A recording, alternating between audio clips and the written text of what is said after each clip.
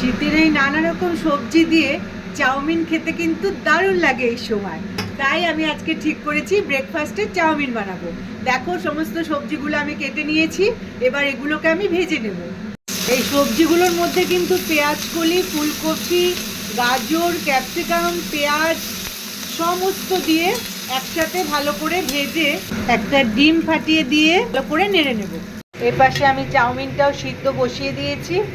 চাউমিনে অবশ্যই যখন সিদ্ধ করবে একটু সাদা তেল আর নুন ফেলে দেবে। চাউমিনটা দিয়ে দিলাম, এবার আলতো হাতে নাড়িয়ে নেব। যদিও চাউমিন শেখাবার কিছুই নেই বা বলারও কিছু নেই, তবুও যারা ছোট্ট মেয়েদের বিয়ে হচ্ছে, ছোট্ট ছোট্ট বয়সে বিয়ে হয়ে যাচ্ছে, তাদের কিন্তু কাজে লাগবে। প্রথমে একটু সয়া সস দিয়ে তারপর আমি আস্তে আস্তে টমেটো সস আর চিলি সস দিয়ে দেবো। ব্রেকফাস্টে ইয়াম্মি ইয়াম্মি চাউমিন আমার রেডি।